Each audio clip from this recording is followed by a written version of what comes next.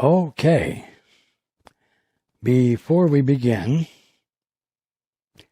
let's take a few moments to be quiet together.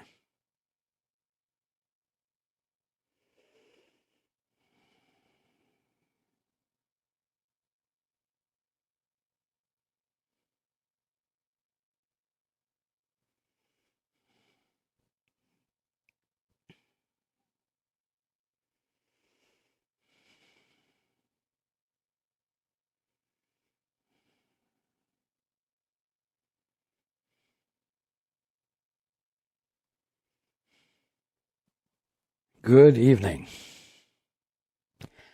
and welcome to everyone who's joining us on the internet. My purpose tonight is to convey encouragement and inspiration to help move the practice of A Course in Miracles out of a potentially Pollyanna form of wonderful cotton candy spiritual thoughts and ideas and the toying with them, the playing with them in the mind to provide a good feeling. Not correcting anything when correction is called for. To feel comfortable when a call for correction hasn't been answered because one engages in a spiritual practice of the power of positive thinking, puts one in the position of being the victim of whatever the call for correction is. And then one thinks, well, the spiritual practice I was engaging in wasn't very practical. When the spiritual practice, we'll say, of A Course in Miracles is the most practical thing you could engage in.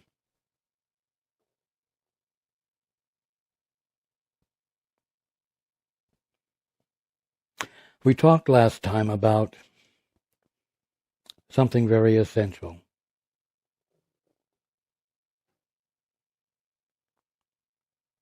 The difference between the belief in one's having authority with which to exercise or practice the truths expressed in the Bible and in the Course as a means of controlling the world or controlling situations in the world.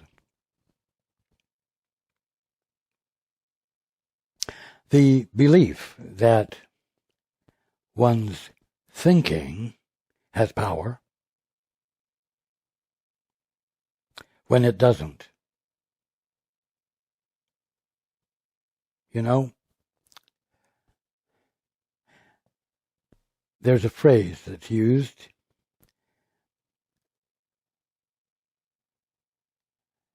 to this effect. Well, he had the presence of mind to deal with the situation well. Well, here's a simple thought to keep in mind. The presence of thinking gets in the way of the presence of mind. And that's why the practice of the two-step, the practice of the holy instant, is not only the cornerstone of the teaching of A Course in Miracles, it's the cornerstone of waking up. It's the cornerstone of atonement. Because the practice of the two-step involves becoming still, stilling the thinking. Because in its absence, in the pristine silence of nothing more than the presence of mind, your divinity, the Holy Spirit, which speaks for God to you while you dally with the ego, is able to register with you and bring forth a shift of perception, which is, of course, the definition of a miracle. Now,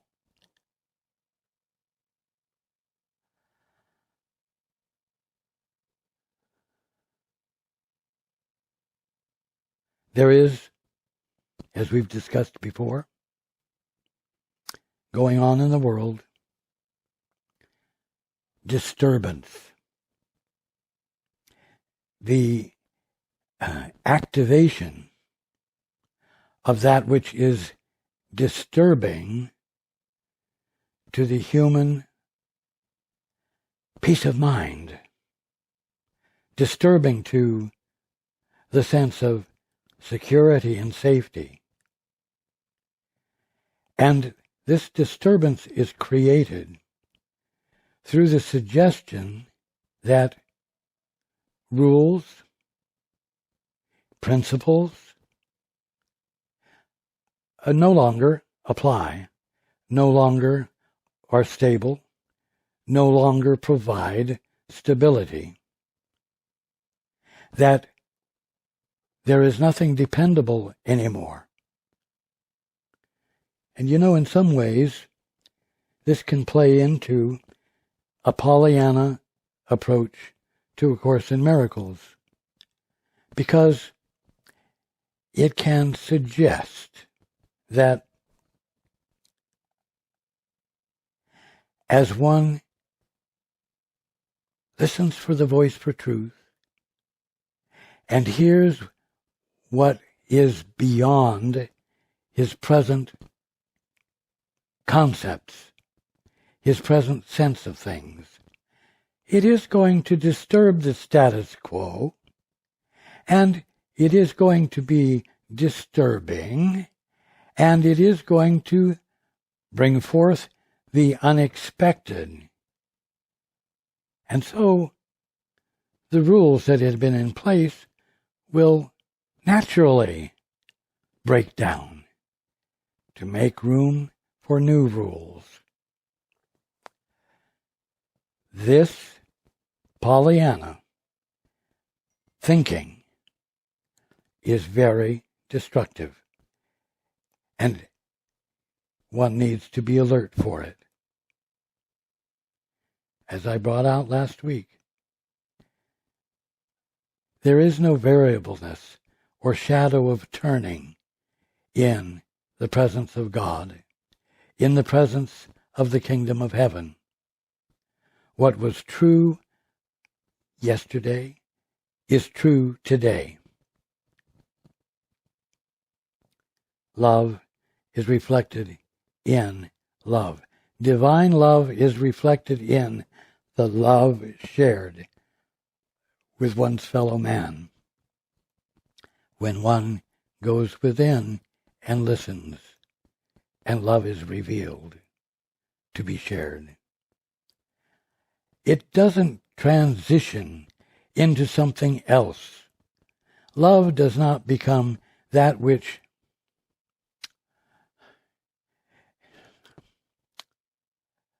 undermines your experience of stability and security, but makes it more solid.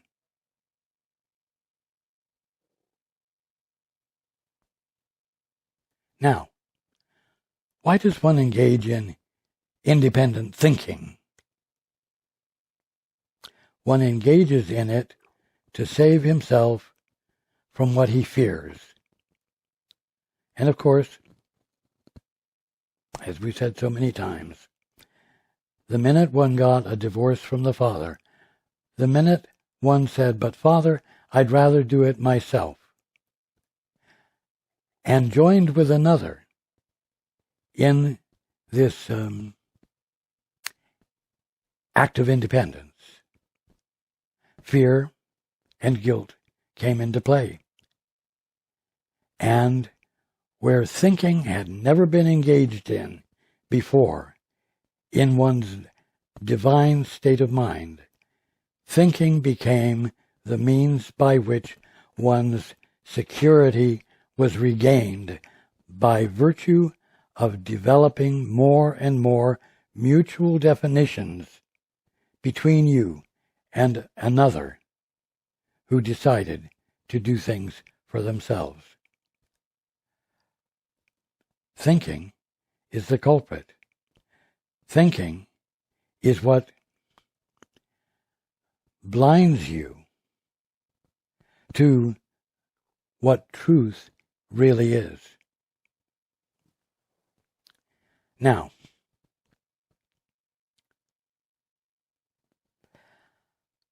a lot of thinking is going on in the world.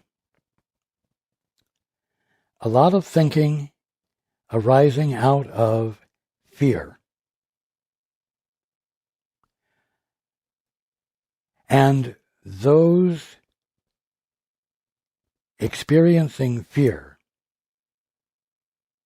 who employ thinking to save themselves,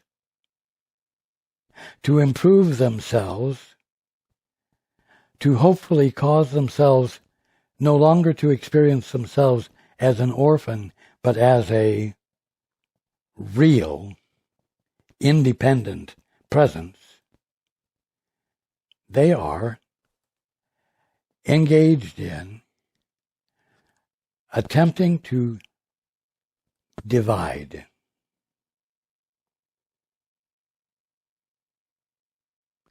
To break down cohesion,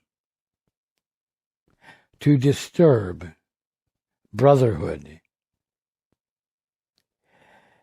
in order to demonstrate that independence is the ultimate answer. But of course, it's an ultimate answer directed at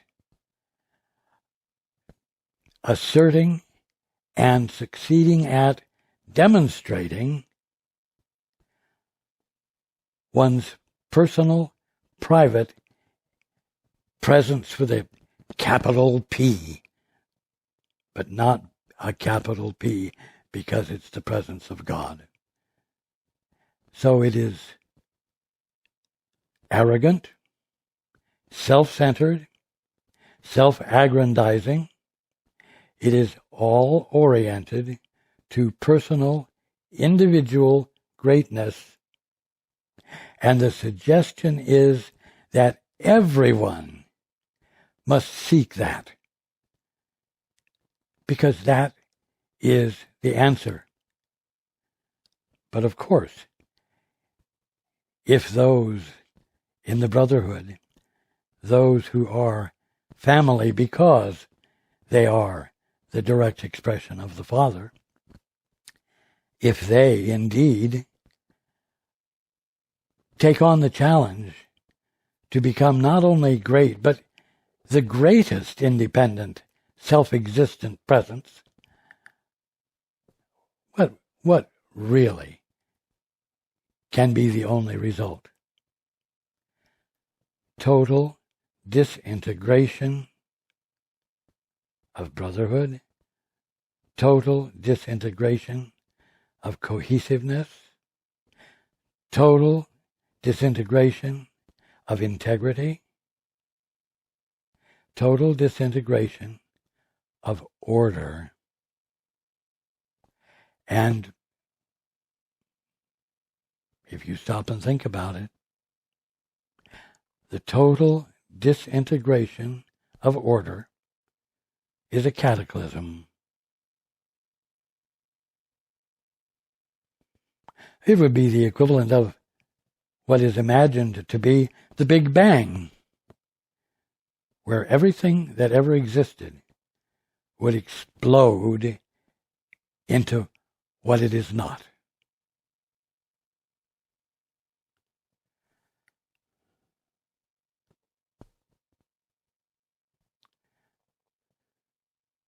Now,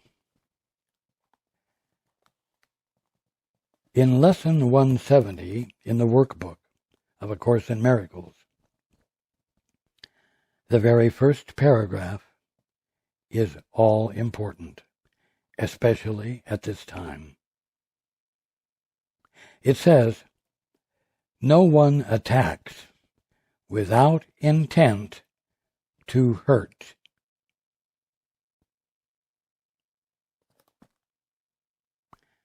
That means that attack is never the result of carelessness, thoughtlessness, immaturity, ignorance. It never just accidentally happens. No one attacks without intent to hurt. This can have no exception. Why am I reading this? Why is this what I'm sharing tonight? Because attack seems to be going on in all directions. This lesson is directed at each individual reading it, bringing out that if the one reading it is engaging in attack, he must come to a realization that there is an active intent to hurt. It's not careless, thoughtless. It's not the result of ignorance. It is focused. It is specific. It is on purpose. It has a goal. Now,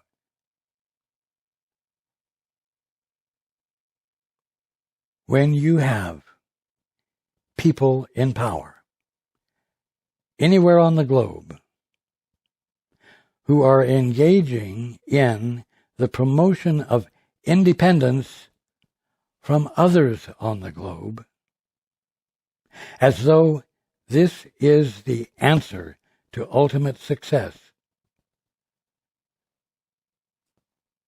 you're seeing the demonstration of attack. And yet, no one attacks without intent to hurt. This can have no exception. Now, A Course in Miracles and most forms of metaphysics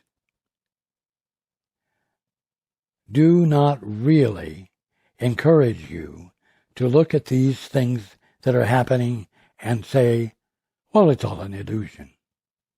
As though that is the magic Pollyanna answer that will correct the situation.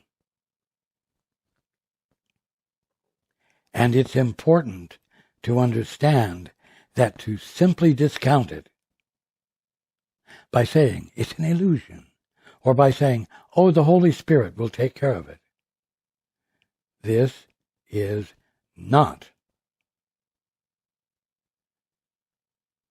what will heal. This is not what will correct. This is what will allow that which needs to be corrected to increase in its aggressiveness, increase the degree to which it creates fear. And this is unacceptable.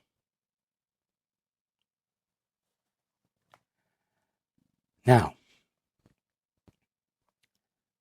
Does this sound very encouraging? Does this sound very inspiring? Nevertheless, it is.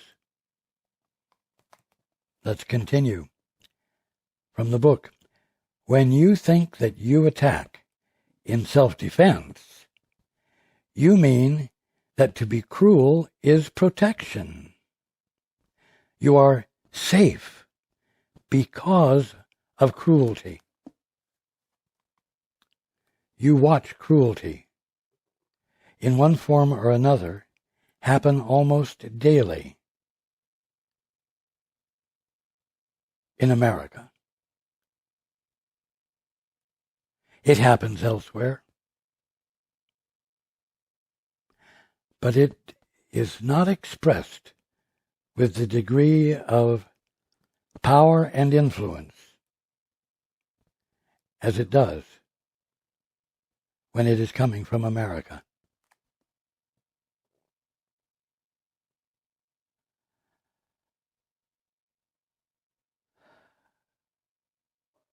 When you think, or when one thinks, that he attacks in self-defense, he means that to be cruel is protection. It's therefore justifiable. That he is safe because of cruelty, or the country is safer because of cruelty. This is not a sign of progress. This is not a sign of the radicalness of the miracles of atonement. Be very clear on this. If you are not very clear on this, the inspiration that is needed will not address the issue. And in so many words, to say, well, this too shall pass, is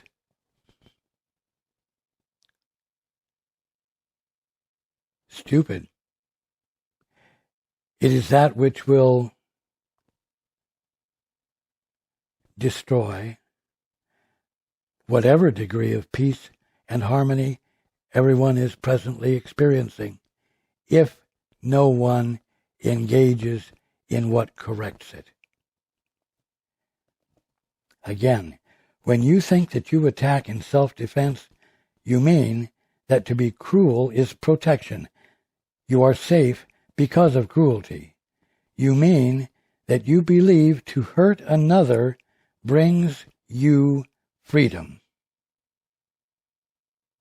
And you mean that to attack is to exchange the state in which you are for something better, safer, more secure from what? Dangerous invasion. Build a wall. Build a wall.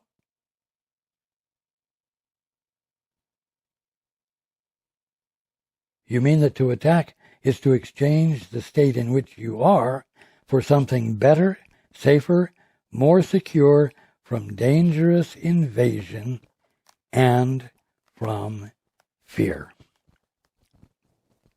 Well, I'm sorry.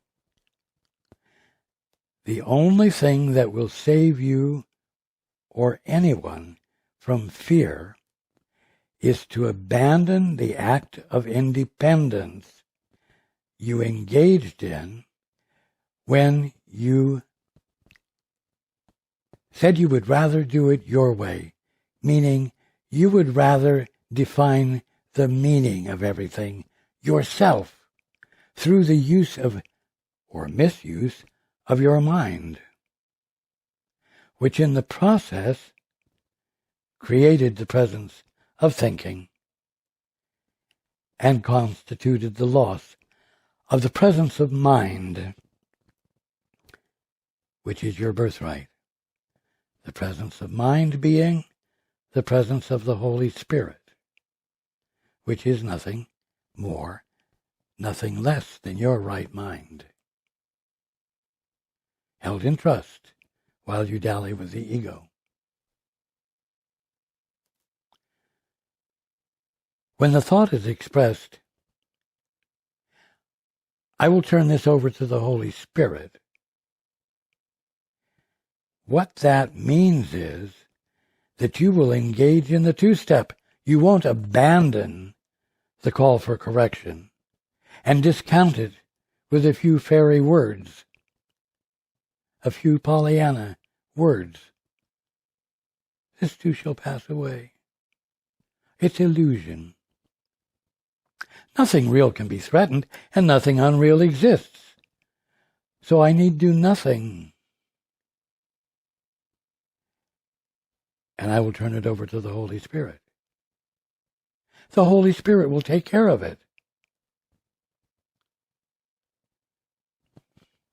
When you turn things over to the Holy Spirit, it means you're engaging in the holy instant. You're engaging in the two-step, which means you are shutting up the thinking, becoming quiet in the mind. Why? So that which is your right mind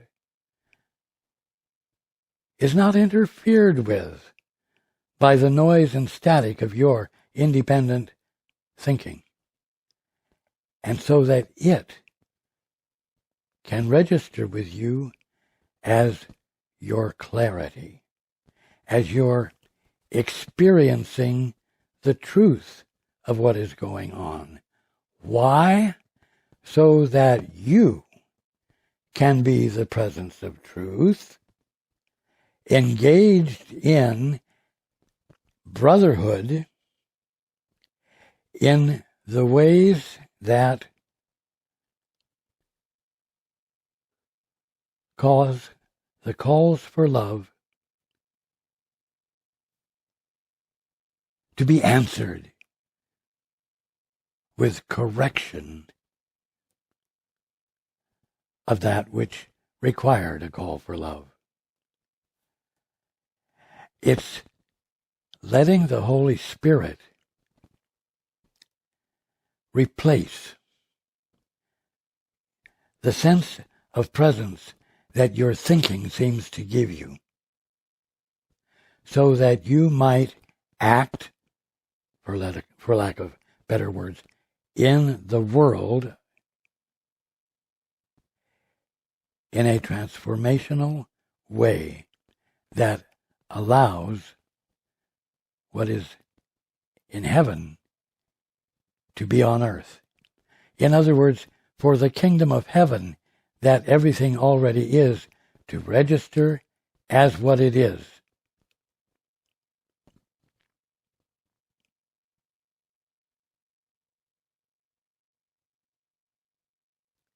Now,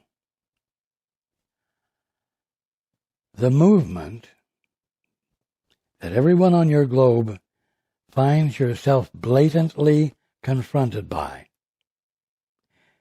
is a movement of a conscious, planned, organized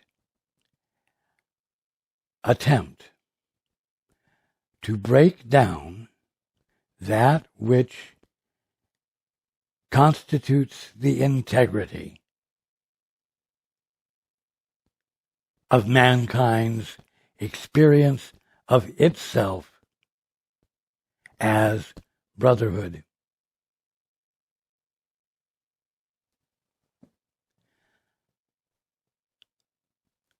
How many of you find yourselves discouraged, depressed, feeling hopeless, doubting what you had always believed,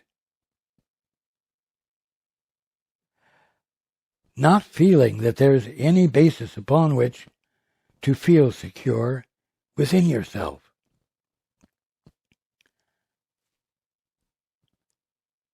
Let's be clear. There's a reason. And it's not all just your very own practice of independence that causes for you the experience of fear and guilt. It is because the divorce from the Father, the act of independence, is engaged in its last hurrah, its mighty attempt to be equal but opposite to God.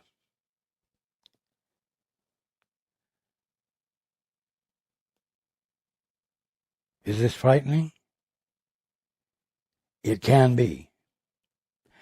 And you might have thought that in your study of the course, it was leading you away from having to confront so directly and so practically and so groundedly such an attempt, such a dynamic, that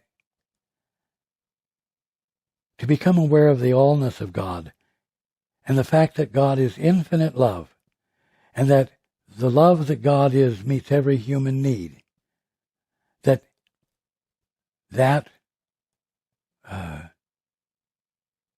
isn't enough. You, every single one of you, are the agents for change because you are the holy sons and daughters of God. This doesn't just apply to you who hear what I'm saying and believe it. It also applies to those who are engaged in the call for love that appears to be consciously directed attempts at destruction. But while these attempts are being made, it is absolutely essential to understand how important each of you is in being the presence of mind that is you letting the Holy Spirit register with you so that the clarity of the Holy Spirit allows you to behave fearlessly but unequivocally on behalf of intelligence and the unwillingness to embrace the unintelligent. Now,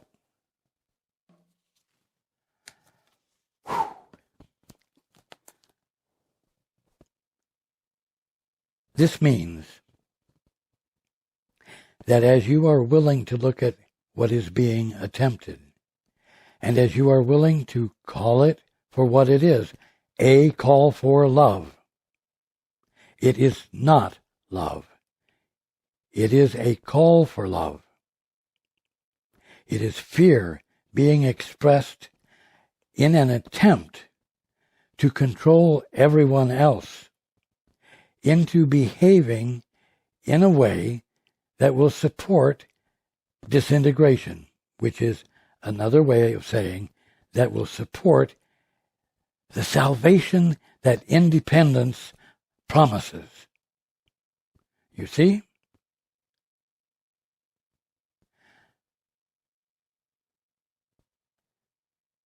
You have the capacity, as I brought out last time, in the midst of emergency, in the midst of the conscious practice of destruction, to turn your attention to the Holy Spirit, to turn your attention to the Father, to become still, to remember that the culprit is the thinking you engage in. Mind you, That does not mean that the thinking you engage in is creating the calls for love that are coming from high places around your globe. It means that your thinking stands in the way of, it is the culprit that stands in the way of your ability to know the truth, to know what the truth is, to know what a holy son or daughter of God knows as his birthright, as her birthright, as that which is inviolable, as that which is secure and not threatened, so that one is allowed the clarification that is necessary in order to act with acts of brotherhood, meaning involvement with each other, involvement with those who are engaging in what is destructive, in ways that transform and heal. That is your task. Your task is what? To remember not to think, to remember to shut up.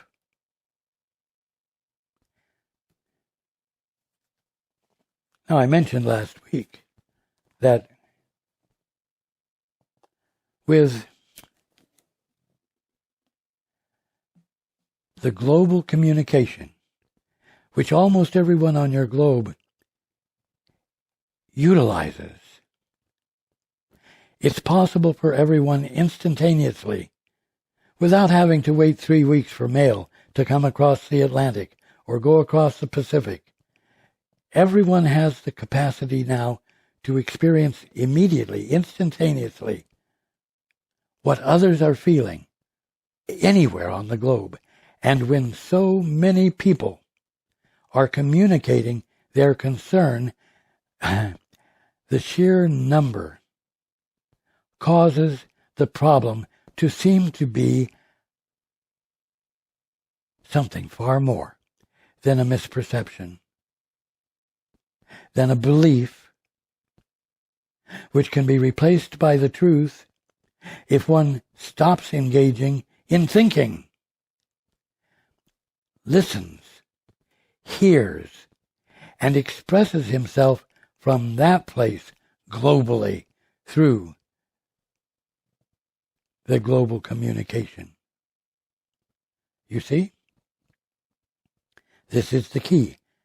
And every single one of you has this capacity. When you experience so many brothers and sisters in distress,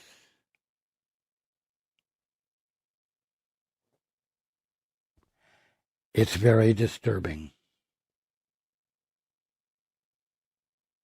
Your habits of thinking, your habits of controlling through the use of mutual agreements and allegiances, they tend to come into play and cause you once again to engage in acts of authority, because that's what you're familiar with. And so something has to happen when you are experiencing the seeming reality of an illusion, of a belief, of a thought structure which doesn't have its source in reality. The element that is required is faith. You must dare to persist in being in that place of silence, the place of having shut up your thinking, when it's like every fiber of your being is calling for you to think, and to think creatively, and to find a way through thinking to coerce, through threat, and through the expression of fear, and cruelty, you see. The call is right in the middle of that, when you are in the silence, not to succumb to the temptation to stop listening. Because hearing is the solution. Hearing is how the presence of God registers with you as your source, as your security, as your capacity to love in ways that correct rather than allow just anything to happen because it's all illusion.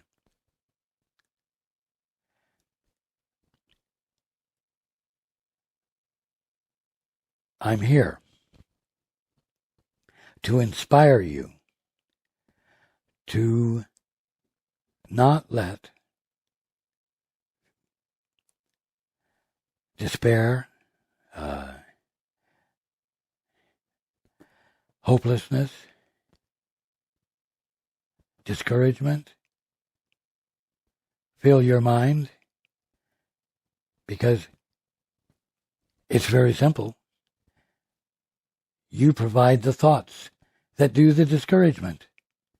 You say, there's no way out of this. This is overwhelming. The rules don't work anymore. Everyone's going to get away with everything. You see, it isn't that they're getting away with the rules. It's that you're saying in your mind to yourself, it's hopeless. They're getting away with everything. Nobody's going to stop them. Nothing will stop it anymore. And on and on. Thoughts, thoughts, thoughts.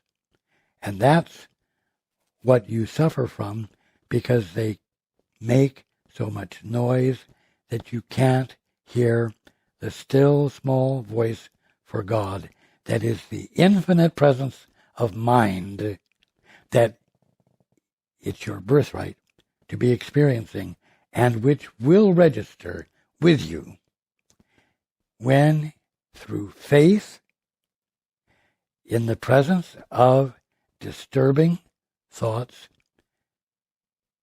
allow you to remain still so that your reunion with your right mind can occur.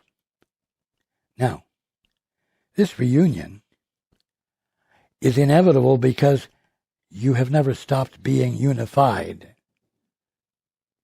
The truth, reality with a capital R, has never been interfered with, really.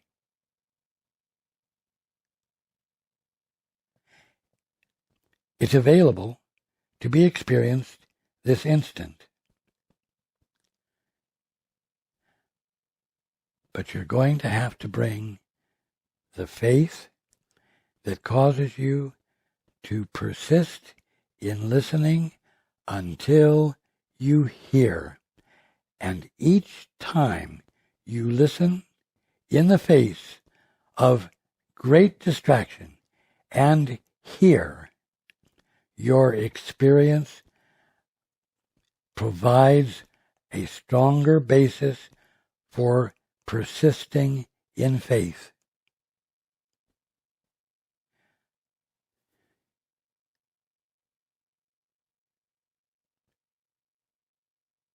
You know what? I am present with every single one of you, always. The Holy Spirit, that which is nothing more than your right mind, is present with you always. The Father, of course, is the very presence of you always. And so, you are constantly in the presence of that which supports the atonement. You are in the presence of, and you are the presence of, that which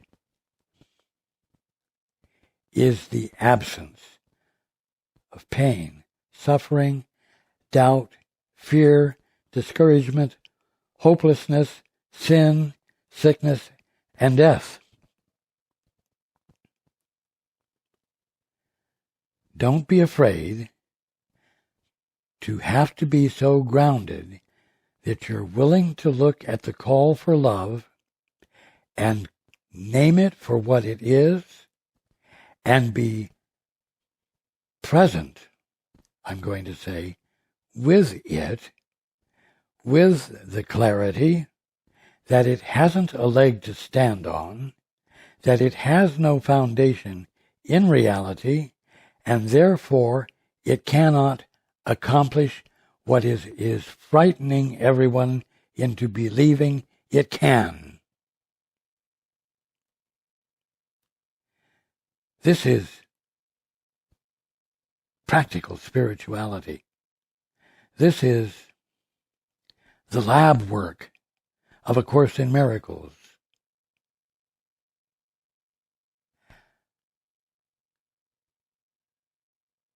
Don't be afraid of it. Persist. Even when your habit of fear wants to get you to take hold of the situation yourself and do something out there without the guidance of your right mind. With the guidance of your right mind, you will act. You will engage with your brothers in acts of brotherhood that unify. That is just the way it really works.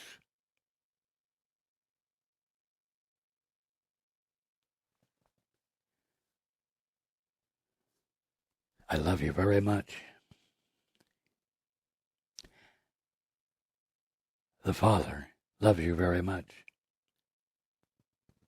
The Holy Spirit embraces you fully, and its constant purpose is to insinuate itself into your present private awareness, to help undo it, to help break down the wall you have put up between your private sense of self and that which is nothing more than your right mind. It's time to undo the walls. It's time to disagree with the breakdown of unity. It's time to do it with guidance. It's time to do it without thinking. It's time to do it as the presence of capital M mind.